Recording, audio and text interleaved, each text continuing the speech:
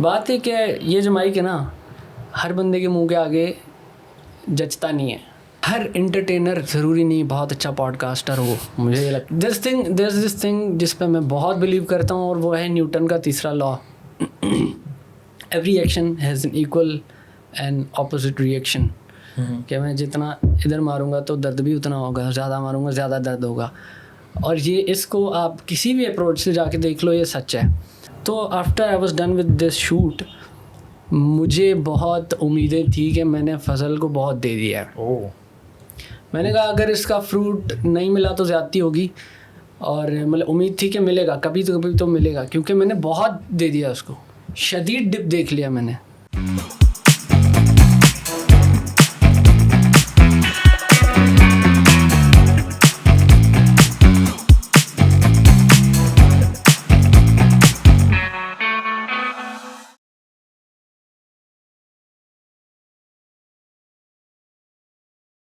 अस्सलाम ख़वातीन व हज़रात, तकरीबन 75-80 पॉडकास्ट हो चुके हैं और अब तक हमारे साथ ये हमारा दोस्त नहीं आया था जिसको शुरू में ही आ जाना चाहिए था। तो आज हम उसको कन्फ्रंट करने बैठे हैं। अस्सलाम वालेकुम रज़ा साहब, कैसे आप? वालेकुम अस्सलाम। कन्फ्रंट क्या करना है मेरे, ऐसा क्या कर दिया मेरे? तो हमने पॉडकास्ट शुरू किया था, उससे पहले आप मेरे ऑफिस रोज़ आया करते थे। जब से पॉडकास्ट शुरू किया आप गायब हो गए।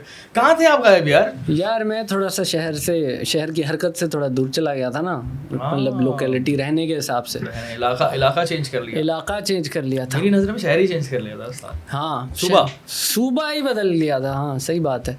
तो वो तो भाई जब तो एयरटेल के सिग्नल आते हैं मेरा दोस्त कहता है कि जब आप बहरिया टाउन जाते हो तो हिम्मत जब ख़त्म हो जाती है ना, उसके 15 मिनट बाद आप पहुंचते हो। तो ये हिसाब किताब है। लेकिन पैदल जाने पर रह जाती है। हाँ सही है वो भाई। आप गाड़ी में पैदल जाओ तकरीबन एक ही टाइम लगता है। तो इसलिए ये दूरी आ गई थी। तो उसको अब हम इंशाल्लाह जल्द ख़त्म करते हैं। आपके पॉडकास्ट में भी आएंगे, महफिलें भी लगाएंगे। बल्कि आ गए हैं, पॉडकास्ट में चल रहा है। मुझे अभी याद आया कि माइक लगा और ये कैमरे लगे हैं। कैसे हैं आप? अल्लाह करम दुआ। यार बेसिकली कंटेंट क्रिएशन के हवाले से मैं बात करना चाहता हूँ, क्योंकि मैं तो तुम्हें जानता हूँ तकरीबन 2000 क्या नाम था उसका? कॉमिक कोबरा से पहले भी एक हुआ था, हम हैं अभी जिंदा है। क्या नाम था उसका? हम भी हैं। पहला इवेंट हमारा था 2015 या 16 में हमने किया था। हाँ 15 होगा, 15-16। 15 होगा ना। खुजली वाइन्स था उस वक्त। खुजली वाइन्स भाई हमारा बहुत पुराना नाता है। आपका मैसेज मानी का, बल्कि इसका कराची वाइन्स का आया था जब 1 लाख लाइक्स आ गए थे मेरे पेज पे। खुजली की वीडियोस भी तो स्टार्ट में 3 वीडियो वायरल हो गई थी, याद है? हाँ उसको वायरल हो गया था। हाँ उनको वायरल हो गया था।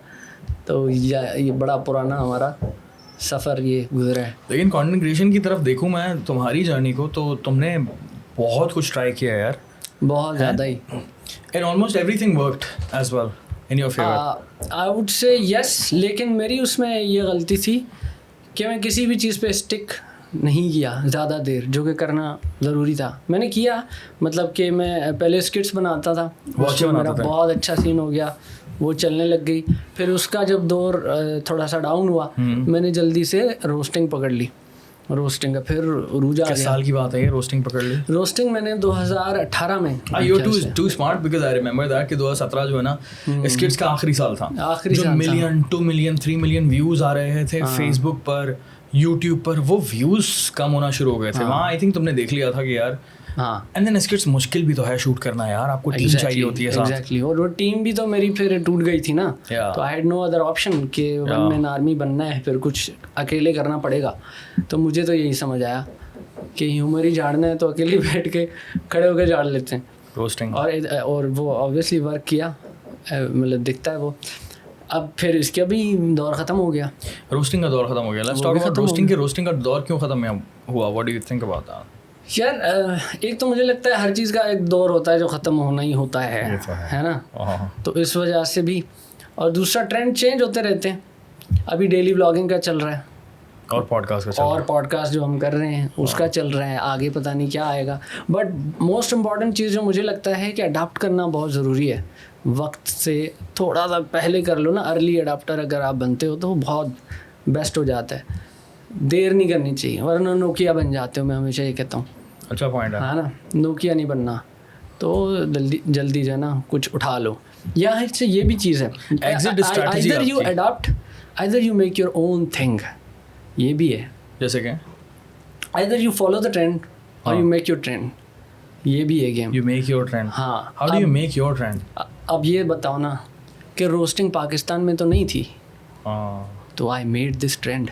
हाँ, लेकिन ओवरऑल चल रही थी, we can say overall that. चल रही थी, ठीक है, हाँ ओवरऑल चल रही थी, यहाँ हमारे यहाँ नहीं थी। पाकिस्तान में आई थिंक आपको अर्ली जो फर्स्ट मूवर एडवांटेज होता है वो मिल जाता है। मिल जाता है, बिल्कुल मिल फॉर जाता है। एग्जाम्पल इरफान जुनेजो को मिला था अर्ली हाँ। स्ट्राइक टाइम पे, एक राइट बंदे ने व्लॉगिंग शुरू की जिसको कंटेंट क्रिएशन का पता था, उसको शूट की भी अंडरस्टैंडिंग हो गई Filmmaking थी, की नॉलेज है एंड उसके देन पास। स्टोरी टेलिंग की उसको जो है ना काफ़ी अंडरस्टैंडिंग थी सॉलिड वाली, तो उसने कहा किया, तो वो फर्स्ट मूवर एडवांटेज के साथ साथ वो उसके अलावा एक इतना आसान नहीं था उस बंदे को रिप्लेस करना है, कुछ सेकंड इरफान जुनेजो आ जाए, सो फिर आपको उसका पार्ट बनना था, और वो ट्रेंड आना ही आना था क्योंकि ऑलरेडी पूरी दुनिया में चल रहा था केसी नाइस्टाइट की वजह से, पूरी दुनिया व्लॉगिंग पे लग गई ऐसे थी। ही, और वो इरफान भी तो इंस्पायर हुआ होगा ना किसी से, जैसे केसी से थे, केसी से काफ़ी मरतबा उन्होंने कहा है, लेकिन ये कि इंस्पायर हो तो सकते हैं, लेकिन इरफान को उसका क्रेडिट जाता है उसके टैलेंट का। एग्जैक्टली, इंस्पायर तो कोई भी हो सकता है, लेकिन Excellent उस storyteller लेवल यार, की सीधी स्टोरी बात टेलिंग एंड वही शूट एज वेल। बात है ना कि मैंने बहुत सारे लोग देखे हैं, बहुत सारे जो है ना, इरफान का जब सही पीक था, बहुत सारे अभी भी लोग गाते हुए माशाल्लाह, देखे हैं यार। हाँ वही इरफान वाली टोपी पहन के बहुत सारे लोग निकले थे। मैंने दुबई में मीटअप किया था, 2019 की बात है, यकीन मानो मैं कह रहा था ये इरफान जुनेजो के अंडे हैं भाई, बहुत सारे वही टोपी और उसी तरह का स्टाइल, इतने इंस्पायर लोग, तो यही बात है। तो इतने सारे लोग आए थे, अभी तक जो है ना लोग हैं जो बहुत इंस्पायर्ड है और वो काम करना चाहते हैं, लेकिन उनका मसला ये ना, बात हकीकत ये है कि सिर्फ आपको नॉलेज ऑफ वीडियोग्राफर जो होता है ना, वीडियोग्राफर वो होना काफ़ी नहीं होता। स्टोरी टेलर एक अलग गेम है, आपको फ्रेम बनाना आता है, कंपोजिशन आती है, तो ठीक है Edit भी अच्छी आती है। आप ठीक है फिर आप वेडिंग फोटोग्राफी कर लो, लेकिन स्टोरी टेलिंग एक अलहदा आर्ट है। वो जब मिल जाता है ना एक एक्सीलेंट फिल्म मेकर के साथ, तो फिर इरफान जुनेजो जैसा बंदा आता है। आई थिंक बहुत रेयर होता है ये, हाँ, इतना आसान नहीं होता कि आप अच्छे वीडियोग्राफर भी हो, अच्छे स्टोरी टेलर भी हो, अच्छा एडिटर भी हो, डेडली कॉम्बो है। अच्छा एडिटर भी है, एंड देन म्यूजिक सेंस भी बड़ी नेक्स्ट लेवल है, so solid boss. Exactly. That's why he is still here and he is still relevant, very very much relevant to बहुत। A lot of people. So ये content creation में हमारे पास बड़ी ज़बरदस्त किस्म की केस स्टडीज़ भी हैं, ऐसी बहुत सारी केस स्टडीज़ भी हैं जो कि आई, बहुत सारे लोग आए और चले गए, जिसके बारे में हमें बात नहीं करनी चाहिए ऑफ कोर्स, लेकिन मैं अपने बारे में करूँगा कि मैंने एज अ कंटेंट क्रिएटर बहुत उतार चढ़ाव देखे हैं यार, है ना। फॉर एग्जांपल स्किट्स का जो टाइम चल रहा था 2017 का, तो 2017 में स्किट्स इतने पीक पर थे, 2016 में, 15 में और 14 में, ये 4 साल नेक्स्ट लेवल। देन बेकार फिल्म्स, द बेकार वाइन्स, कराची वाइन्स, खुजली वाइन्स, देन उसके बाद हर कोई वाइन्स बहुत सारे आए थे। फिर उसका अब क्या कहते हैं आप, मेरे ख्याल से तो मेरी आंख से मैं देख रहा हूँ तो उसका थोड़ा डाई डाउन हो गया है सीन, इसका स्किट्स का ना। मुझे हालांकि हमारी थोड़ी सी अभी पहले पॉडकास्ट से पहले थोड़ी बात हो रही थी ना, वैसे मुझे पर्सनली ये बड़ी उम्मीद थी कि देखो ये स्किट्स अगर ग्रो करता है तो वो वेब सीरीज़ में जाता है या शॉर्ट फिल्मों में जाता है, यही उसका पाथ होना चाहिए ना। स्क्रीन पर हम देखते हैं, या इंडिया के हम मिसाल ले लेते हैं तो आगे फ्यूचर TVF का देखते हैं, ऐसी ऑर्गेनाइजेशन पूरी बनी हुई, ये हम देखते हैं, लेकिन वैसा हुआ नहीं। मतलब I was expecting a very excellent क्यों नहीं हुआ, what do you think? Web series from Karachi mines. अब वो हमने कराची माइंस की बात नहीं है ना, मैं सबकी बात कर रहा हूँ। हाँ, कि जितने भी स्किट्स वाले हैं वो क्यों इस लेवल पे इवॉल्व नहीं कर पाए as compared to India. For example Ashish Chanchlani को देखो तो उसने अपने स्किट्स को बहुत बड़ा कर दिया, प्रोडक्शन वैल्यू बढ़ा दिया। एग्जैक्टली। देन बीबी के माइंस को देखो तो वो ताज़ा खबर और ढिंडोरा टाइप वेब सीरीज आ गए हैं। अच्छा, मैं भी करना चाह रहा था, मैंने भी इसमें हाथ डाला था, 1-2 मैंने एपिसोड्स पायलट बना भी दिए थे। मुझे लगता है जो मैंने एक्सपीरियंस किया, पता नहीं लोगों के शायद डिफरेंट हो, brands I don't know, they are very sceptical. देखो आप इतनी बड़ी लेवल की अगर चीज़ शूट करते हो तो ऐसी बात है आपको बहुत पैसा चाहिए। थैंक यू वेरी मच, है ना, ऑब्वियसली आपको पैसा चाहिए, आपको इन्वेस्टर चाहिए, आपको एक्टर हैं, बहुत ये गेम बहुत बड़ी हो जाती है भाई पूरी। तो ये सब करने के लिए आपको एक तो इन्वेस्टर चाहिए और दूसरा यूट्यूब से डायरेक्ट रिटर्न तो इतना नहीं है। तो जाहिर सी बात है इसके बीच में कोई ब्रांड इन्वॉल्व होना बहुत ज़रूरी है। और वो मेरे हिसाब से तो नहीं आए, मेरे पास तो नहीं आए। मैंने ये आइडिया बहुत दफ़ा पिच किया, व्यूज़ भी दिखाए कि भाई पायलट के इतने व्यूज़ हैं, आ जाओ सीरीज़ कर लेते हैं, लेकिन नहीं, कोई रेडी नहीं था। यहाँ पे पता है क्या सीन है, आप वो कहते हैं पूरा बना के ले आओ, हम नाम चिपका देंगे, जो कि रहीम परदेसी ने किया बुल्ला के सूरत में।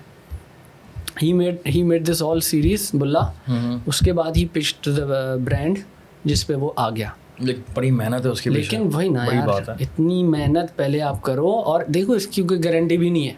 इतनी मेहनत आपने पहले की, इतना ज़्यादा पैसा आपने इन्वेस्ट कर दिया, and then you are looking for investor, और वो भी पता नहीं मिले ना मिले। तो आई 100% एग्री विद यू। मुझे भी ऐसी लगता है कि आई थिंक हमारी इंडस्ट्री इवॉल्व इस वजह से नहीं हो पाई, क्योंकि 2021 बहुत अच्छा जा रहा था, लेकिन 2022 और 23 में जिस तरह से इकॉनमी हमारी गिर रही है, तो कंटेंट क्रिएटर्स के पास वैसे ही ब्रांड्स आना काफ़ी कम हो गए थे। हाँ, एंड देन स्किट्स वालों के पास तो और कड़की लग गई। ठीक है, अब जब सोचा भी था हमने वेब सीरीज़ का, तो मेन ये था कि यार वेब सीरीज़ पे तो मिलियंस ऑफ रुपीज़ का खर्चा आ रहा है, बिल्कुल, वो खर्चा रिकवर करना, ठीक है, एंड देन उसके ऊपर किसी भी तरह का प्रॉफिट कमाना इम्पॉसिबल है। तो बेहतर ये है कि भाई कोई मोटिवेशन नहीं है, कोई ड्राइव ही नहीं है, क्योंकि पैसे नहीं है।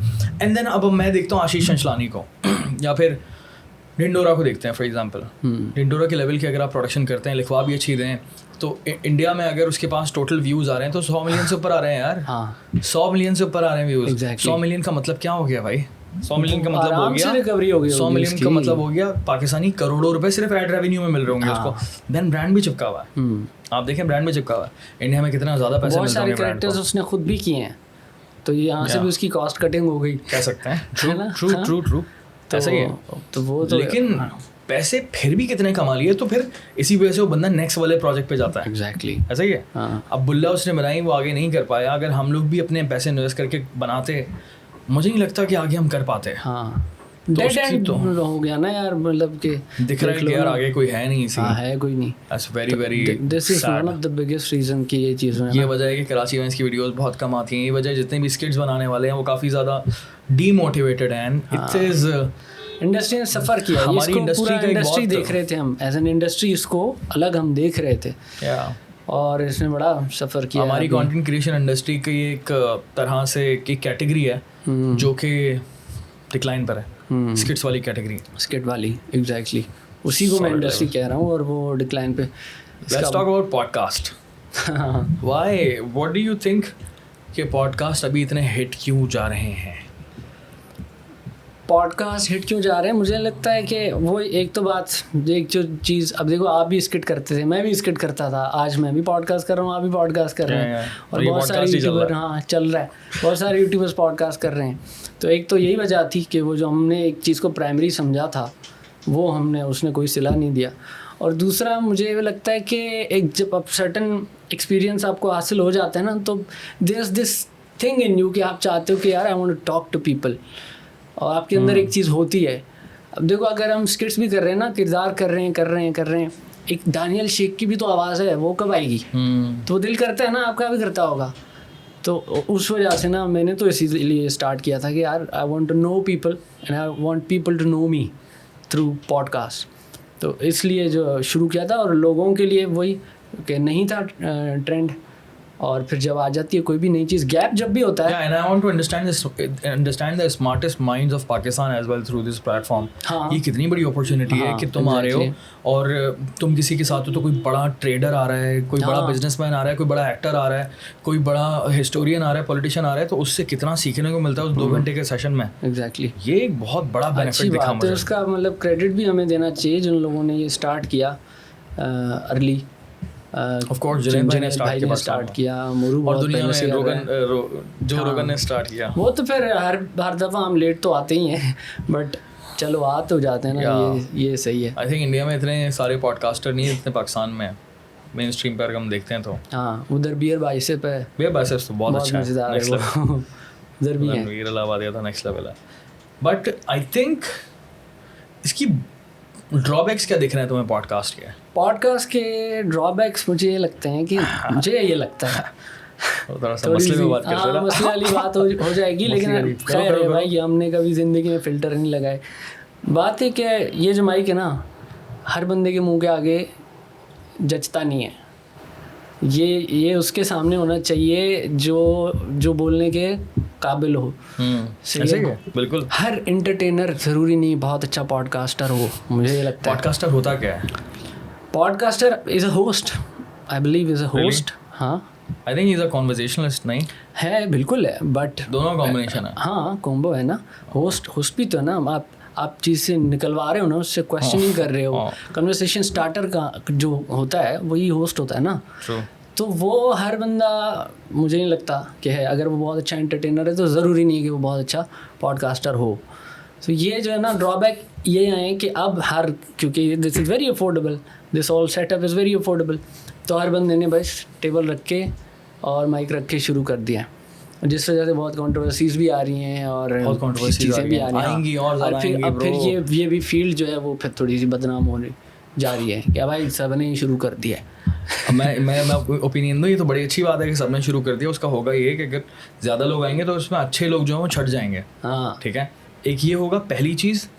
दूसरा, जो बंदा जितना रिस्पॉन्सिबल होगा ना, आई थिंक वो ज़्यादा बेहतर तरीके से सर्वाइव करेगा इस इंडस्ट्री में पॉडकास्ट की। ये तो सर्वाइवल ऑफ द फिटेस्ट है ये। या exactly, survivor of the fittest है। तो मेरी क्या जिम्मेदारी होती है पूरी कि यार मेरे सामने अगर कोई बात कर रहा हो ना, तो हम लोग और मेरे साथ, मैं अकेला नहीं हूँ ना, मेरे साथ पूरी टीम बैठी हुई है। आयशा बैठी हुई है, मूसफ बैठा हुआ है, इरफान है और ये फसी है। ये टोटल 4 लोग हैं जो कि हर चीज़ के पीछे रिसर्च कर रहे होते हैं कि कोई बात कही है, खुदा ना खास्ता हमने ऑन एयर कर दी तो वो तो ठीक है, लेकिन ऑन एयर करने से पहले हम लोग देख रहे होते हैं कि अगर सामने वाले गेस्ट ने कोई बात की तो हवाई बात तो नहीं की। क्योंकि हमारे यहाँ पाकिस्तान में हवाई बात करने का बहुत बड़ा रुझान है कि वो चीज़ डॉक्यूमेंटेड नहीं होती। ठीक है, आपने सुनी सुनाई होती है। ठीक है, तो वो अब जाकर मुझे थोड़ा बहुत अंदाजा हो जाता है कि यार इसने ये बात बोली तो है, बड़ा स्टेटमेंट है, एक बार गूगल तो कर लूँ कि ये चीज़ एग्जिस्ट करती है नहीं करती। अच्छा, ठीक है, फैक्चुअली गलत भी होती है चीज़ें, बहुत बार ऐसा होता है, ये बहुत बड़ा मसला है। मैं तो अभी आप मुझसे फॉर एग्जांपल किसी भी टॉपिक पर बात करेंगे ना, मैं नहीं करूँगा लंबी कभी भी। कोई टेक का टॉपिक होगा, किसी भी किस्म का, मुझसे मेरी इंडस्ट्री के बारे में बात करोगे मैं तो बोलना शुरू कर दूंगा। लेकिन अगर मुझसे अभी फौरन पूछोगे ना कि IMF से पाकिस्तान की क्या डील चल रही है, तो मुझे एक्सप्लेनर बनानी होगी, तो फिर मैं उसकी प्रॉपर रिसर्च करूंगा, लिखूंगा ना। सही, हाँ। लेकिन पॉडकास्ट में होता ये है कि podcast is a conversation. Podcast में कॉन्वर्जेशन में तो लोग नंबर्स भी दे रहे होते हैं। हाँ, अजीब से नंबर्स अपनी तरफ से, ये होने वाला है, वो होने वाला है, इतने पाकिस्तान के पास 97% बोल दिया भाई, कहाँ से कोई रेफरेंस भी दे दे। ये रेफरेंस वाला जो चक्कर है ना, ये इतना बड़ा मसला है इस वक्त कि मैं नोटिस कर रहा था अक्सर बेशतर पॉडकास्ट में लोग जो है ना बड़ी ख़तरनाक उल्टे सीधे रेफरेंस देते हैं। किसी पॉलिटिकल पार्टी के बारे में कोई और वाक़या सुना दिया, किसी और बंदे का नाम ले लिया गलती से। ठीक है, देन एक और सबसे बड़ा मसला ये होता है कि एक लंबी कॉन्वर्जेशन है, जो हवाई बातें करने वाला बंदा होता है वो रिस्पॉन्सिबल होता है, तो वो कोई उल्टी सीधी इनसेंसिटिव बात भी कर जाता है, जैसा कि कुछ पॉडकास्टर करते हैं, क्योंकि 2 घंटे की बात है। हाँ, उसमें एक फ्लो में निकल गई उल्टी सीधी बात। हाँ। एक पॉलिटिशियन रिसेंटली गंदा घटिया मजाक करना शुरू कर दिया था, वो काफ़ी ज़्यादा कंट्रोवर्सी बन गई थी। क्यों बनी थी? क्योंकि वही बात है कि कॉन्वर्जेशन है, आपको ये याद नहीं रहता कि ये लेंस सामने है। यही बात कर रहे थे हम उस दिन ना, ये लेंस सामने। हाँ, ये लेंस सामने, ये माइक इधर रखा हुआ है, उनको वो भूल जाते हैं। और ऊपर से पॉडकास्ट की कन्वर्सेशन भी तो कैसी होती है ना, अगर आप टीवी पे जाते हैं, होस्ट होता है तो बड़े आपको पता होता है लाइटें सब लगी हुई हैं, लोग बैठे हुए हैं, तो आप ज़रा ध्यान रखते हो। ये हम जैसे बात कर रहे हैं, ये इतनी कैजुअल बात होती है पॉडकास्ट में कि बंदा वाकई भूल जाता है कि मैं कहाँ बैठा हूँ। उसे लगता है मैं टीवी लाउंज में बैठा हूँ, दोस्तों के साथ बैठा हूँ, और फिर कुछ भी बंदा बोल जाता है। वो भी कर सकते हो। देखो पॉडकास्ट की आई थिंक कैटेगरी में एक वो भी कैटेगरी आती है जिसमें दोस्त बैठे हुए तफरियाँ कर रहे हैं, लेकिन उनके अंदर भी आपको रिस्पॉन्सिबल रहना पड़ता है। वो तो तफरियाँ तो करो, लेकिन कोई उल्टी सीधी बात झूठी नहीं कहनी है, हवा में कोई बात नहीं कहनी है। तो मैं बहुत ज़्यादा ना इस चीज़ में स्ट्रगल कर रहा होता हूँ कि यार मुझसे कोई बात ना निकल जाए, सामने वाले से कोई बात ना निकल जाए। इस चीज़ का ख्याल रखना बहुत ज़रूरी है। आप अभी तो टेंशन ना लें अभी तो, क्योंकि हम लोग कोई फैक्ट्स वगैरह की बात नहीं कर रहे, कोई मसाइल की बात नहीं कर रहे, ये सारी चीज़ें। लेकिन एक ऑफ कोर्स मैं नाम नहीं लूँगा, लेकिन काफ़ी सारे कुछ लोग मेरे पास ऐसे आते हैं जिनकी बात से मैं बिल्कुल डिसएग्री करता हूँ, और मुझे पता है कि वो बंदा कॉन्स्पिरेसी थ्योरी की बातें कर रहा है, वो चीज़ें जो कि कहीं नहीं है, उसको डिसएग्री कन्वर्सेशन नहीं करते। हाँ, या तो मुझे बहुत बुरा सीन होता है तो वो कट कर देता हूँ पूरा। अच्छा। या फिर मैं बीच में टोकना शुरू कर देता हूँ हल्का फुल्का। हाँ, डिपेंड करता है। कुछ पॉलिटिशियंस आते हैं जो कि मुझे पता है कि यार ये चीज़ तो कहीं भी डॉक्यूमेंट नहीं है, आप झूठ बोल रहे हैं क्लियरली। क्या करूँ, क्या कर सकते हैं आप, ज़्यादा लंबी नहीं कर सकते। लेकिन तो ये पॉडकास्ट के मुझे लगता है कि कुछ ये नुकसान आते हैं। फ़ायदा क्या है? मिस इन्फॉर्मेशन हो गई जिसको हम अगर हम सिंपल में बोले, मिस मिस इन्फॉर्मेशन इन्फॉर्मेशन फैलने का बेहतरीन जरिया है ये।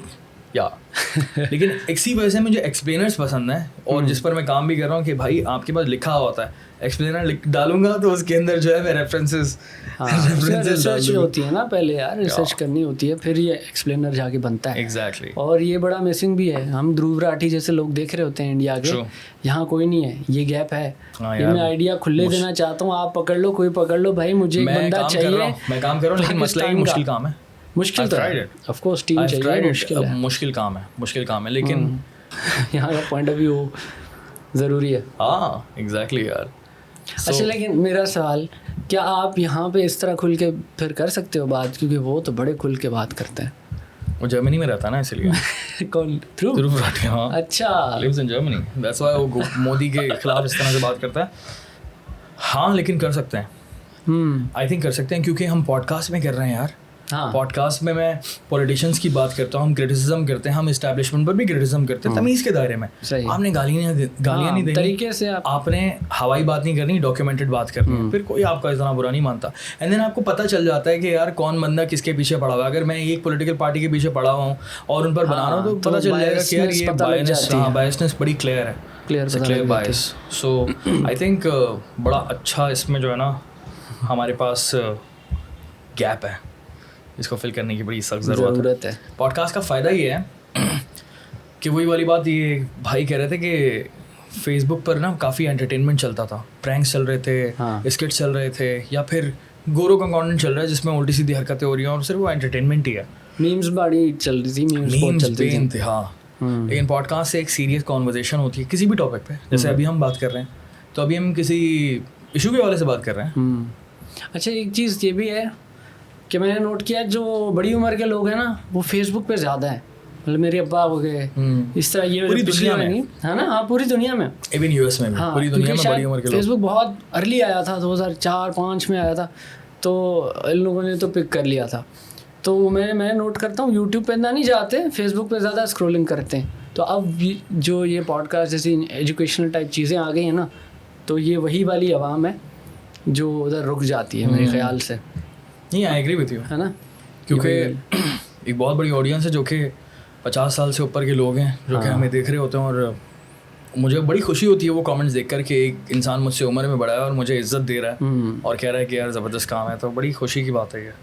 सो आई थिंक इस तरह से हम तो इवॉल्व हो गए, इस तरफ आ गए, कोई रास्ता तो पकड़ना ज़रूरी है। बट आई थिंक हाँ अल्लाह करे कि यार कोई हालात बेहतर हो जाएं जिसकी वजह से हम कोई वेब सीरीज़ बना लें, इस तरह से बना। वो तो सर बस उम्मीद में ही है, हम सब उम्मीद से हैं। तुमने सिंगिंग विंगिंग भी शुरू की थी एक ज़माने में?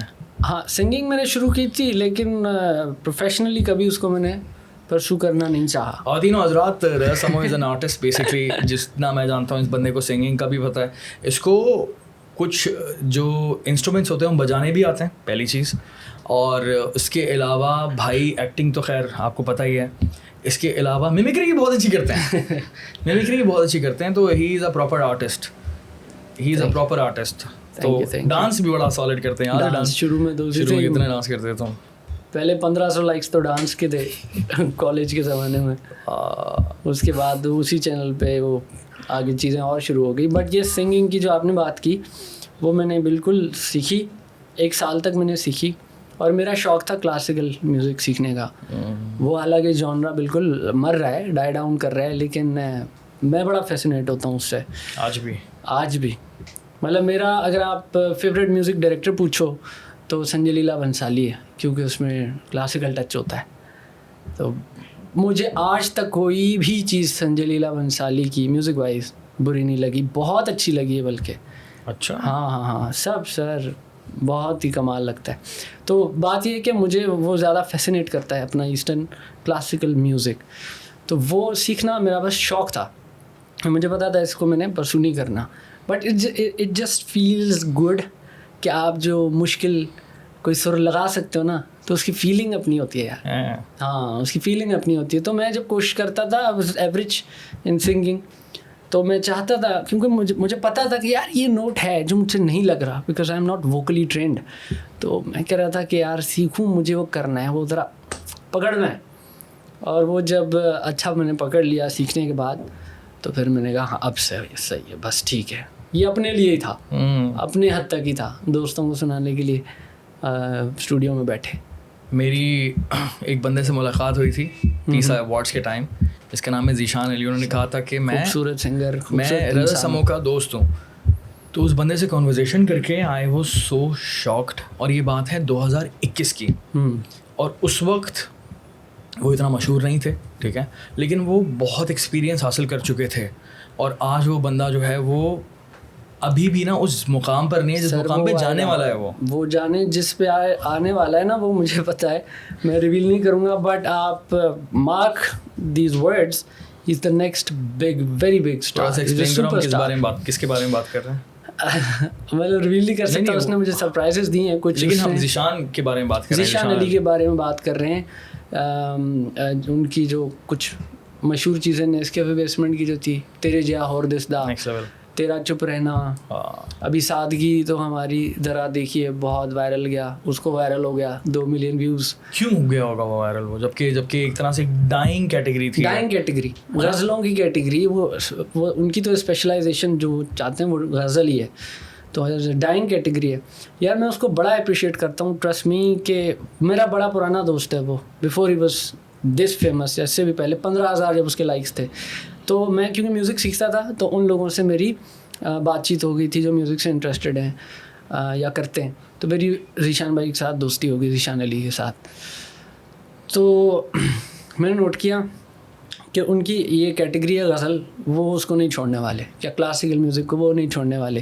हालांकि बहुत लोगों ने कहा उनको कि भाई इसका दौर ख़त्म हो गया है, ये तो मर रहा है म्यूज़िक, तो आप ये कर लो, आप रैप की तरफ चले जाओ, आप थोड़ा सा इसमें इंग्लिश टच डाल दो। ये वो उसने नहीं किया, और उसको मैं अप्रिशिएट करता हूँ इस बात पे, क्योंकि अब जो चीज़ें आ रही हैं, मुझे पता है आगे क्या सीन होने वाला है। या अभी जो उसको पजीराई मिली है BBC का इंटरव्यू एंड एवरीथिंग, तो ही स्टक विद हिज जॉनरा, उसकी कंट्रीब्यूशन है, मैं ये कहूँगा। और म्यूज़िक में कंट्रीब्यूशन देना या किसी भी आर्ट की फील्ड में बहुत बड़ी बात होती है, बहुत बड़ी बात होती है सर।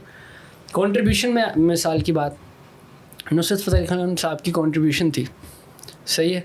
उन्होंने कवाली और क्लासिकल म्यूज़िक का बहुत खूबसूरत ब्लेंड किया था, ये कंट्रीब्यूशन थी। He did something completely new. इस तरह की आप अपना, यार अक्सर मैं नाम भूल जाता हूँ, रैप, पंजाबी रैप किसने शुरू किया? Bohemia. It was a contribution. This music did not exist. Punjab, India Punjab ही नहीं करता था। He was the first guy जिसने पंजाबी में रैप शुरू किया। और नाउ यू सी कि मतलब ज़ीशान जो है ज़ीशान अली यंग बंदा है। अभी मैंने आपको बता रहा था ना, आप अगर बोलो गज़ल सिंगर या गज़लें किसकी पसंद है, आप क्या नाम लोगे? जगजीत सिंह, गुलाम अली, मेहदी हसन साहब, पीछे चले जाएंगे, बहुत पीछे चले जाएंगे। और ये किन लोगों को गाते थे, जिन शायरों को ये गाते थे वो भी मर चुके या मरने वाले, बहुत पुराने। तो अब का क्या सीन है? तो कोई भी सीन नहीं था ना। तो Zeeshan Ali is the guy, ना शायर है ना सिंगर है। तो Zeeshan Ali is the guy जो करंटली ये अभी के जो शायर हैं उनकी चीज़ें पकड़ के वो गज़लें गाएंगे, और उन्होंने चीज़ें रेडी भी की हैं। या जो अभी वो थी तेरा चुप रहना, वो तैसे ही भाफ़ी की है, if I am not wrong. हाँ, तो अभी के, बहरहाल वो अभी के शायर की है तेरा चुप रहना।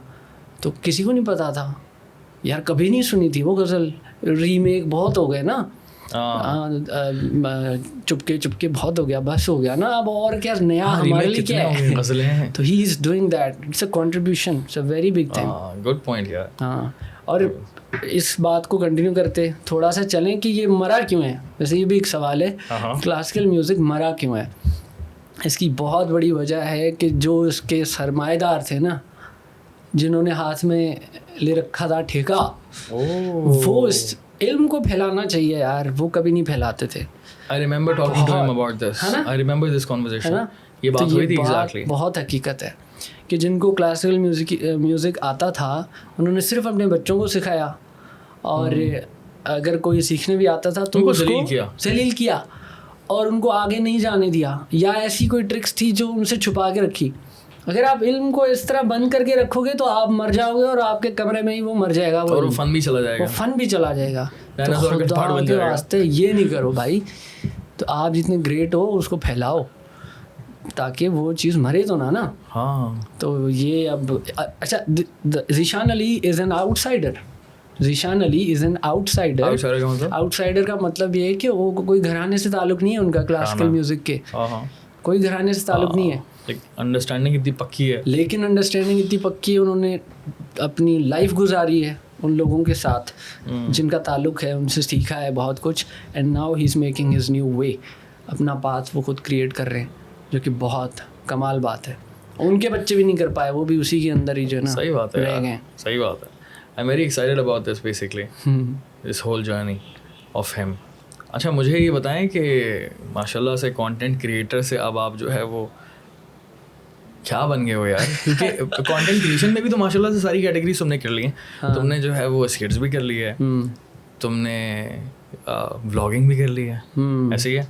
देन इसके अंदर व्लॉगिंग में भी फिर ट्रैवल और फूड वो भी कैटेगरीज को टच कर लिया। देन इसके अलावा जो है वो किसको रोस्टिंग को टच किया, रोस्टिंग को तो प्रॉपर टच किया गया, उसको तो मैंने पूरा छुआ है उसको। हाँ यार रोस्टिंग जो आपने की थी ना बहुत ही नेक्स्ट लेवल था, वो टाइम बड़ा ज़बरदस्त था। और फर्स्ट मूवर कह सकते हैं उस ज़माने में, है ना? बिल्कुल कह सकते हैं। हाँ कोई भी नहीं था, कोई भी नहीं था सर। डकी भी बाद में आया था, और सफाई सुथराई के साथ, हाँ, जो भी चल रहा है विदाउट एक्सपोजिंग एनीबॉडी। मतलब मैंने जिन लोगों को रोस्ट किया उनके साथ आज भी मेरी दोस्ती है, मेरी दोस्ती है उन लोगों के साथ। तो वो उन्होंने अप्रिशिएट किया कि यार क्या जोक्स तुमने बनाए मेरे पे, यार मज़ा आ गया। ये होती है ना बात। डिफरेंस है दोनों में?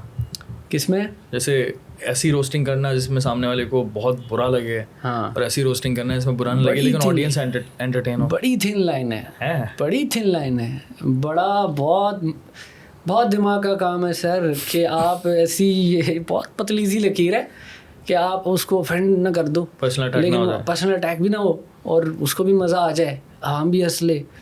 बहुत मुश्किल है, सच बता रहा हूँ।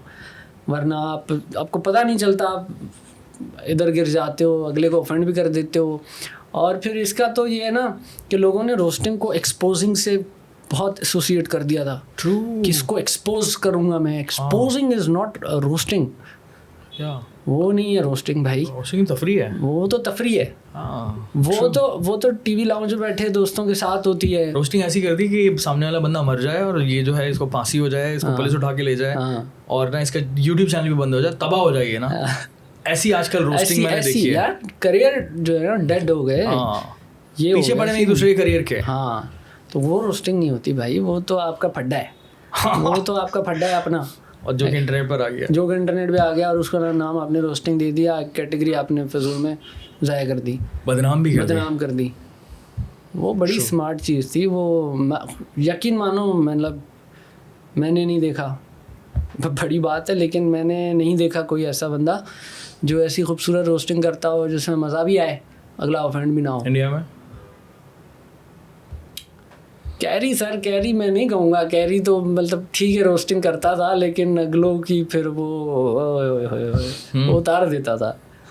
ये है, बट वो चीज़ वायरल जाती है, वो अलग बात है। लेकिन मैं, आप समझ रहे हो ना मैं जो कह रहा हूँ, लाइन पे चलने वाली, बॉर्डर पे, वो मैंने नहीं देखी। वो बड़ी मुश्किल है, बहुत मुश्किल है। और आपने कितने साल किया था? मैंने काफ़ी साल किया वो। मैंने काफ़ी साल किया है वो, 3-4 साल तो किए है मैंने, खींच के प्रॉपर। राजा सामो अगर देखिए, राजा सामो अगर हिट हुआ था तो वो ऑसामो स्पीक्स से हुआ था, ऑसामो स्पीक्स से। Awesome speaks. आज भी लोग उसी से जानते हैं और बड़ा कहते हैं। I miss it because क्योंकि पॉइंट ये है कि कराची वाइन्स की भी जो एंडिंग थी ना, टन टन टन, तो वो एक नॉस्टैल्जिया टाइप हिट करता है। हाँ, नाउ आई मिस इट कि यार काफ़ी टाइम हो गया हमने उस तरह की कोई वीडियो नहीं बनाई, काफ़ी टाइम हो गया वो क्या राजा सामो की वो स्टाइल से इंट्रो। लेकिन जाहिर सी बात है हम सब इवॉल्व करते हैं, सब आगे बढ़ जाता है। करना भी वो मतलब बेवकूफ़ी नहीं है। हाँ, हो गया, बेहतरीन कर लिया, सबसे बेहतरीन किया, नाम कमा लिया, टॉप पे आ गए। Now moving on to where acting क्या acting yes moving towards acting. मेरा आपके साथ हमारी बात हुई होगी। मेरा पहला प्राइमरी गोल यही था, पहुंचना मैंने इधर ही है। एक्टिंग ही मेरा सबसे बड़ा, मेरे अंदर कीड़ा एक्टिंग का ही था, पैशन मेरे अंदर वही था। लेकिन मैं यही कहूँगा ये यूट्यूब मेरे लिए स्टेपिंग स्टोन था। अब देखें ना, यकीन माने उधर से इंडस्ट्री जो है, जो मेन स्ट्रीम इंडस्ट्री है फिल्मों की, वो आफ्टर दिस जॉन वो हिल गई है। मतलब वो कह रही है यूट्यूबर को कैसे आपने मतलब उस पर यकीन कर लिया कि ये बहुत अच्छा एक्टर होगा। डायरेक्टर को, बाबर को कह रही है, लेकिन उसकी आंख है ना देखने वाली। वो कह रहा था जब मैं कैरेक्टर लिख रहा था, मतलब I used to watch your videos, जब मैं ये फजल लिख रहा था तो मेरे दिमाग में रज़ाई चल रहा था ओह कि ये तो वही करेगा। और आई वॉज द फर्स्ट गाय का जो सबसे पहले कास्ट हुआ था ना फजल के लिए, या पूरी फिल्म में पहली कास्टिंग मेरी ही थी। ओह वाह। उसके बाद मारिया, सलीम भाई, ये सारे बाद में कास्ट हुए। तो वो तो सोच के बैठा था कि ये तो इसी पे ही सूट करता है। तो अब देखो यहाँ से मैंने नाम बनाया यूट्यूब से, as I said it was a stepping stone. और वहाँ से मुझे फिल्म ऑफर हो गई। Film is a very big thing, आपको भी पता है। तो वो जो मैंने टारगेट सोचा था ना सर, जो शर्ट पहन के आया हूँ मैं, क्या था, एडमायर एम अचीव। हाँ, तो एम अचीव तो मतलब मुझे लगता है हाँ ये मैंने एम किया था, ये करेंगे, फिल्म में जाएंगे डायरेक्ट, और वो हो गया माशाल्लाह। तो एक्टिंग की इंस्पिरेशन भी तो होती है ना कोई, कि बचपन में किसी को देखा हो एक्टर को, या फिर एक्टिंग की अंडरस्टैंडिंग कैसे होती है यार?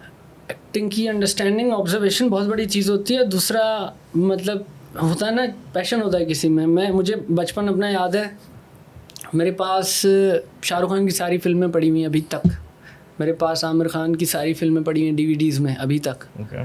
तो पूरी कलेक्शन मेरे पास पड़ी हुई है। बॉलीवुड फैन? हाँ, बॉलीवुड फ़ैन हूँ। अब जाहिर सी बात है, हम जब ग्रो किए तो बॉलीवुड का बहुत बड़ा इन्फ्लुएंस था। हाँ, दूसरा घर में मतलब मेरी अम्मी बहुत फिल्मी है, तो वो बड़ा शौक़ से देखती थी पुरानी फिल्में, इसकी अपना मिथुन की, अमिताभ बच्चन की, इनकी ना।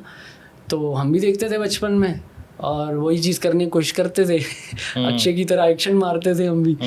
तो उससे एक एक्सपोजर जो आया वो यहाँ से आया। फिर ये शौक़ पैदा हुआ आहिस्ता आहिस्ता, और मैं ये ऐसे DVDs कलेक्ट करता गया और फिल्में बहुत देखता रहा मैं। तो एक्टिंग में ऑब्ज़र्व करता था, एक्टर्स की एक्टिंग ऑब्ज़र्व करता था, यार कैसे कर रहा है ये, कितना रियल लग रहा है यार। तो इतना जब कंज्यूम करने के बाद ना डेटा, बड़ी समझ आती है, समझ आ जाती है। ऑब्जर्वेशन ही है ना। फिर उसके बाद लोगों को ऑब्जर्व करना, लोगों को, कैरेक्टर्स को, कोई किस तरह बात कर रहा है, कोई किस तरह बात कर रहा है। आप यकीन मानेंगे ये इसके लिए, इस सारे प्रोसेस के लिए, जॉन के प्रोसेस के लिए बाबर हमें बहुत ज़्यादा लोकेशंस पे ले गया था।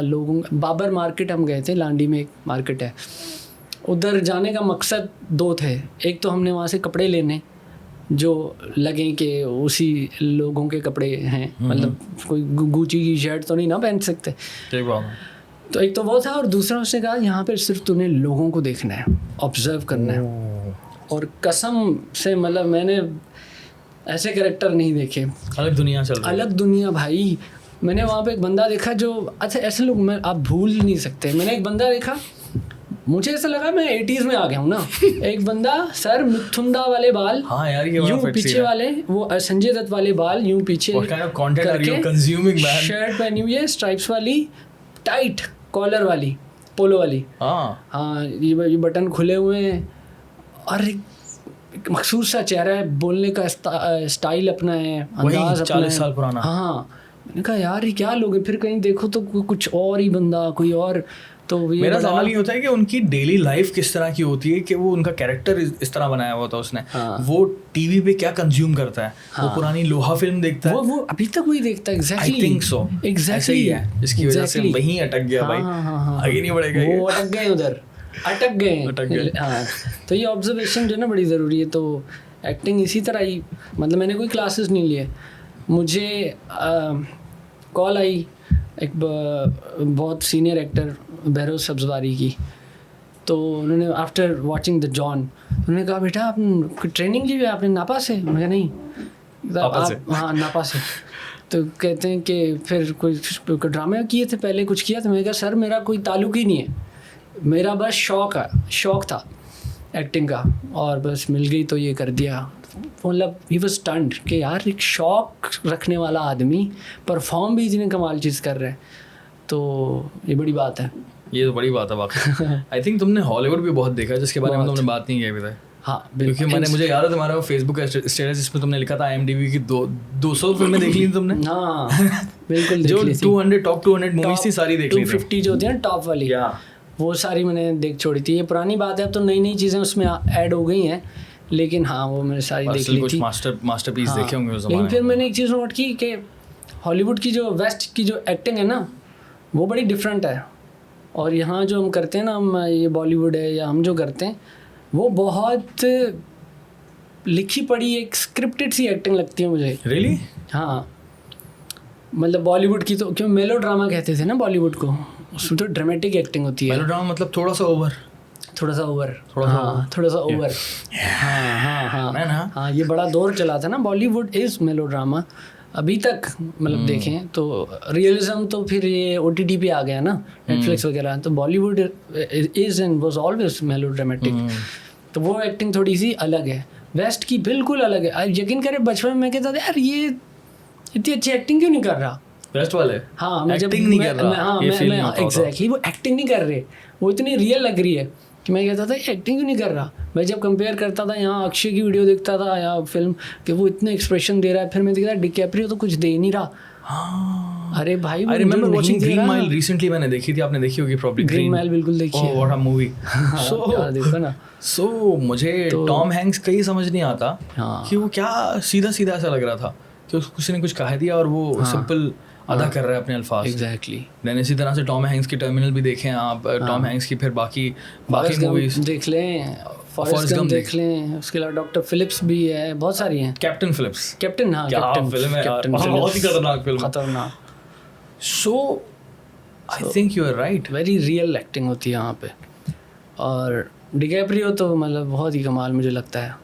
हाँ, उसका जो इंस्पायर आप पूछ रहे थे ना, तो आई am very inspired by DiCaprio. Really? हाँ, मतलब वो जेंगो अनचेन्ड वाला सीन जो है, खून वाला, पोस्टर लगा हुआ मेरे घर पे स्टूडियो में, अब पता है ना आपको? ऑफ कोर्स, जो उसकी हाथ कट गया था, हाथ कट गया था, तो मुझे शीशा निकाला था, मुझे वो डेडिकेशन दिखती है कि यार क्या बात है, कि मतलब कट नहीं हुआ यार, सीन में ही रहे, क्या बात है।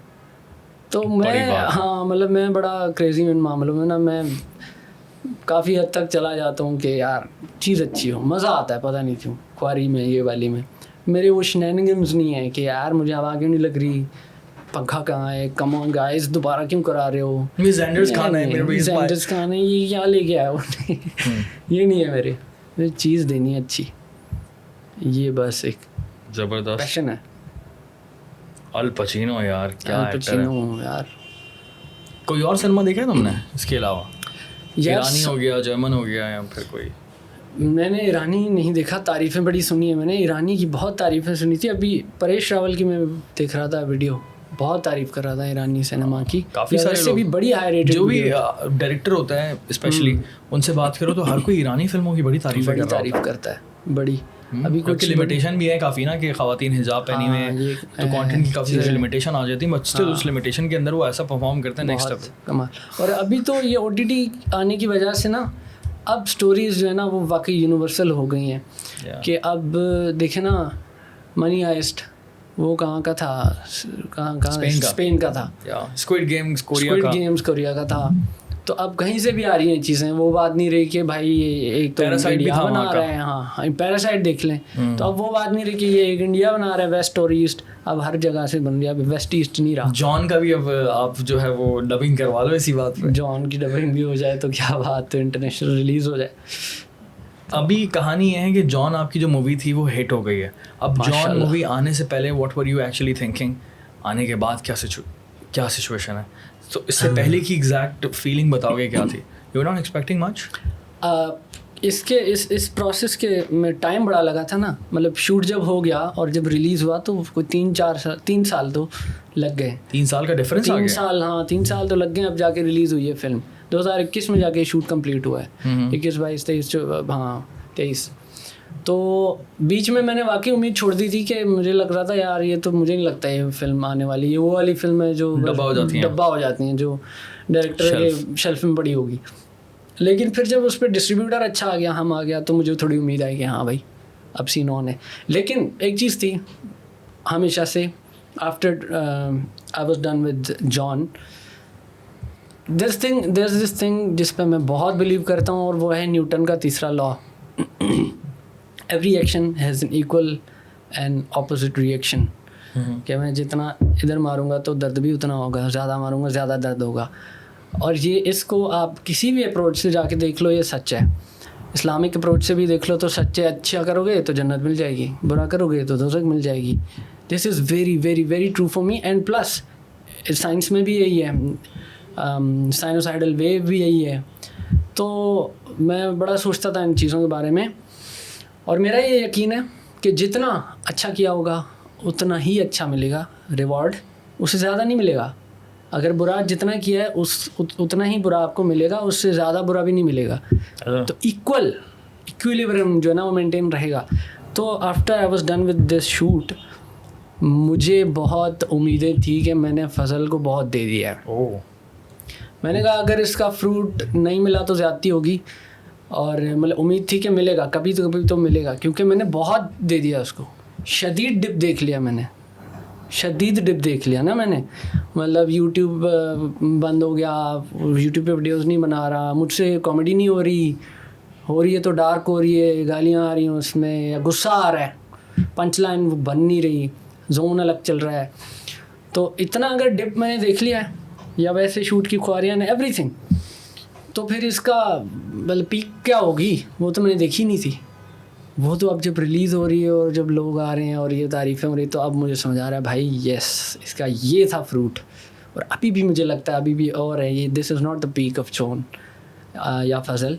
बट कितनी अच्छी फीलिंग है, बहुत अच्छी फीलिंग है। Because I can relate with what you said कि जब एक कंटेंट क्रिएटर एक बार यूट्यूब चैनल बना लेता है तो एक वो ज़िंदगी भर की एक जिम्मेदारी आ गई है यार। Exactly. उसको और एंजाइटी आ गई है। हाँ आ गई बिल्कुल आ गई। बिल्कुल एक तरह से ना आप जहेज में एंजाइटी लेकर आते हैं यूट्यूब चैनल के साथ, एंड देन अब कुछ ना कुछ तो बना के देना है। और अगर ऑडियंस चिपक गई, जैसे कि ओसामा स्पीक्स के साथ चिपक गई थी, अब उसका डिक्लाइन देखना। पहले तो हमने खुजली फैमिली में देखा, वो बताओ कि देन ये फिर नीचे, फिर ये फिर नीचे, ऊपर नीचे। स्टार्ट में क्या हुआ था? स्टार्ट में हाँ, खुजली वाले ज़माने में when I used to make skits, तो टीम टूट गई, डिक्लाइन आ गया। आप खुद ही सोच लेना, फ्रेंड्स चल रहा है जी, रॉस बच गया, सारे चले गए, मोनिका चली गई, ये चली गई, वो चली गई, आप कौन देखेगा? फ्रेंड्स कैरेक्टर्स के साथ एसोसिएट कर लेते हैं ना लोग, उनके साथ एक आई एग्री विद यू 100% प्यार हो जाता है किरदारों के साथ। मेरे भी वही चंद दोस्त थे 4-5, वो सारे चले गए, अब नए आ रहे हैं जी, ये दोस्त उसको उठा लिया, उसको उठा लिया, लोग कह रहे हैं यार अब वो बात नहीं रही। और अगर एक छाप लग गई ना, वो बात नहीं रही, तो फिर वो बात नहीं रही, जल्दी से कुछ और कर लो फिर। हाँ, तो वो डिक्लाइन हुआ, मैंने ये दूसरी चीज़ पकड़ ली, ऑसम। लेकिन वो ट्रांजिशन कितना तकलीफदेह होता है। बहुत तकलीफदेह था यार। मतलब एक ज़माने पे आपके मिलियंस ऑफ व्यूज़ आते हैं, फिर अब आप बना रहे हो तो 10,000 15,000, आप मेहनत भी कर रहे हो, चीज़ भी अच्छी है, बट लोग एक्सेप्टेंस की लोगों में ख़त्म हो गई, तो वो फिर नहीं आते, तो वो फिर गए।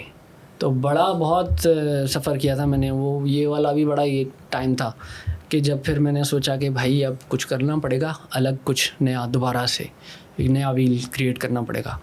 फिर मैंने ये ऑसम स्पीक्स उठा लिया, और फिर जब ये इतना उठा, और ये कैसा उठा? खुजली से ज़्यादा उठा। That's very interesting by the way. Graph जो है, ग्राफ क्रिप्टो वाला है, ये ऊपर जाता है, नीचे जाता है, फिर अगला वाला और ज़्यादा ऊपर जाता है। माशाल्लाह, मतलब यही सीन है, अल्हम्दुलिल्लाह यही सीन है कि मतलब ये ऐसे मैंने नोट किया ना, मेरे जो गैप्स होते हैं ना, वो कितना, आपको पता है कि हम मिले थे, काशान भाई भी थे, आप भी थे, सारे हमने एक गैदरिंग की थी। कहाँ पे? कहीं पे हम बैठे थे, खाना खा रहे थे, देसी बाहर कहीं मिले थे, तो तब मैं बड़ा चुपचाप था, तो सब कह रहे थे भाई तुझे क्या हो गया भाई? कितनी पुरानी बात है ये? तभी की बात है जब ये खुजली वाइन्स वाला डेड हो गया ना, तब की बात है, तो याद है मुझे। हाँ, वो कह रहे थे यार ये क्यों चुप हो गया, हसीब भी था, ये क्यों चुप हो गया, बात ही नहीं हो रही थी ना मुझसे, because everybody I was seeing everybody is growing और मैं नीचे जा रहा हूँ और सबकी टीम भी चल रही है, सबकी टीम चल खुजली के साथ ये इंसिडेंट हो गया। ये इंसिडेंट हो गया। फिर जब ये शुरू किया फिर मैं देख रहा था ब्रो मैं तो जा रहा हूँ सब्सक्राइबर आई वाज लाइक कोई पहला इंडियन ऑडियंस भी आ रही है, ब्रो मैं कोई पहला या दूसरा बंदा हूँ जिसने मिलियन टच किया था, मिलियन क्लब में मैं बहुत पहले आ गया था, आपको भी पता है। How was that feeling of million subscribers on your own? हाँ तो मैं कोई मतलब टॉप 3 में तो होऊंगा, मेरे पहले शायद नादिर भाई ने किए थे मिलियन टच, लेकिन मैं टॉप 3 में तो होऊंगा जिसने मिलियन टच पहले किए थे, मिलियन क्लब में आ गया था। और फिर 1.4 पे आके आज तक अभी तक फिर रुका हुआ हूँ मैं 1.4 पे, मेरे नहीं 2 मिलियन नहीं हो रहे। तो फिर एक गैप आया हुआ है ना, लोग कह रहे हैं अबे इसका फिर आ गया डाउनफॉल, ये भी आते हैं बड़े कमेंट, इसका डाउनफॉल। भाई आपको तो पता ही नहीं मैं क्या पका रहा हूँ, ये पास्ता हो गया अब मैं कुछ और पका रहा हूँ, मतलब वो देख लेना। तो वो फिर मतलब कहने को डाउनफॉल, पिछले वाले से सीखा था ना कि वो तकलीफ मिली, अब तकलीफ आएगी तो खैर है, सह लेंगे थोड़ा। हाँ रेडी था ना, इस दफ़ा रेडी था, तो इस दफ़ा मैंने गैप दे दिया और सम स्पीक से छोड़ भी दिया। तो I was working on John, I was working on that TV drama, इस पे काम चल रहा था मेरा। और मुझे पता है कि जब रिलीज़ होंगे तो फिर पड़ जाएगा, अबे भाई सम्मो ओए क्या हो गया, किधर चला गया तू। तो वो फिर देखें फिर ये हो रहा है। और तो मुझे लगता है ये जो ना ऊपर नीचे वाला ये this is part of life. You are enjoying the whole process? Of course I am loving it. ये बहुत कुछ ट्राई कर लिया तुमने और टॉप नॉच ट्राई किया। जिसमें ट्राई किया है उसमें ऑलमोस्ट हर कैटेगरी में तुमने जो है ना वो टॉप देख लिया कि हाँ यार यहाँ पर टॉप पर रहकर कैसा लगता है। अल्लाह का शुक्र ट्विटर पर ट्रेंडिंग भी हो गए थे तुम टॉप पर, ट्विटर पे ट्रेंडिंग भी हो गया था जो चैनल हैक होने के बाद ना, ऐसे ही ट्विटर पे भी ट्रेंडिंग कर टॉप पर भाई। तो हाँ वो भी देख लिया कि ट्विटर पे ट्रेंडिंग कैसे होता है। बड़ी सपोर्ट आई थी यार उस टाइम भी। क्या यार मजे का सीन है, मजे का सीन है। वही कांस्टेंट ग्रोथ में ना मुझे लगता है मज़ा नहीं है, ये डिप आना बड़ा ज़रूरी होता है, ज़रूरी होता है। क्यों यार अच्छी चीज़ें ना ऐसे नहीं आती, थोड़ा जो है ना उनके लिए खुआरी काटनी पड़ती है, कुछ कश्तियाँ जलानी पड़ती हैं, कुछ कश्तियाँ जलानी पड़ती हैं, ऐसा है। या रिवर्स का गियर मारना पड़ता है, थोड़ा सा नुकसान करना पड़ता है। लेकिन अगेन बड़ा रिस्क होता है यार, बड़ा तकलीफदेह मरहला होता है और बड़ा खतरनाक। अगेन सामने आपको अंधेरा दिख रहा है, कुछ भी नहीं पता कि यार आगे क्या होगा, एंड देन दोबारा से आप उठ जाते हो। इट्स ऑल अबाउट तवक्कल एंड आपकी अपनी डायरेक्शन आपको पता होती है। बहुत तवक्कल, बहुत राइट वर्ड, राइट वर्ड तो अल्लाह इज वेरी इंपॉर्टेंट बहुत। और ड्रीमर जो है ना, मतलब ड्रीमर ही सर्वाइव वही करेगा जो सही ड्रीमर होगा ना, उसी नहीं सर्वाइव करना, जिसको पता होगा कि यार मेरी डायरेक्शन सही है, मैं कुछ ना कुछ कर ही लूँगा, वही करेगा। अदरवाइज आप डाउट्स में रहते हो तो फिर बहुत बुरा सीन हो जाता है। मैं तो इस इंडस्ट्री में आने को भी मना करता हूँ कि अगर आप आ रहे हैं तो फिर आप ये दिमाग में डाउट्स और सीन रखना भाई, घुस गया तो फिर ऑल इन वाला सीन है। ऑल इन सब देना पड़ेगा फिर इसको, या तभी होगा सीन। एंजाइज जो बताया ना कि एंजाइटी आती है भाई, इसके अलावा भी बहुत कुछ आता है। हाँ बड़ा सफर है, जबरदस्त कॉन्वर्सेशन रही यार। What do you think? And में कुछ बात करना चाहेंगे आप लोगों से? एंड में मैं हाँ बहुत ही कुछ सेक्सी आपने कैप पहनी हुई है, अच्छी लग रही है। Thank you. ये आजकल बारबी का भी सील चल रहा है ना, हालांकि टोपी मेरे पास बहुत पुरानी पड़ी हुई है। हाँ टॉपी से बात चल रही है आपकी। अच्छा बता दिया कि बारबी 2 के अंदर जो है कैन का किरदार आप कर रहे हैं। कोई तो है बस इंशाल्लाह। तो हाँ मतलब अब तो हर जगह जहाँ जा रहा हूँ थोड़ी जॉन की प्रमोशन कर रहा हूँ, काफ़ी मैंने कर दी है चीज़ को। अगर जो मैं देना चाह रहा हूँ अभी, जैसे कॉन्वर्सेशन हमारी हुई है ना, तो उसी के मुतालिक कहूँगा कि भाई एक लगे रहना बहुत ज़रूरी है। दैट्स वेरी इंपॉर्टेंट, क्योंकि तुम खुद भी अपनी ज़िंदगी से सीख रहे होते हो। मैं हाँ हर बंदा सीख रहा होता है, देख रहे होते हो कि यार मेरी, क्योंकि तुम्हारी लाइफ जो है ना वो एक तरह से मिसाल है, ठीक है, बहुत सारे लोगों के लिए। 2-3 इसके अंदर जो डिप दिखे ना, तो एज अ विक्टिम या फिर सर्वाइवर तुमने खुद जो एक्सपीरियंस किया होगा ना, victim is very survivor, self depreciating kind of word. Survivor is the right word. Survivor होना ज़रूरी है। विक्टिम कंप्लेन करता रहता है मेरे साथ ये हो गया, मेरे साथ वो हो गया, तो क्या हालातों को कंप्लेन करते रह रहे हो आप? उठो भाई, यही है दुनिया है, ऐसी है। मतलब हमारी ज़िंदगी में बीइंग अ कंटेंट क्रिएटर हर दूसरे साल जो है कोविड आया हुआ होता है। हाँ ऐसे यार दूसरे साल कोविड आया होता है, सर्वाइव कर रहे हैं हम लोग, हाँ निकलना है यहाँ चेंज हो से। रही है, ट्रेंड चेंज हो रहे हैं, ये चेंज हो रहा है।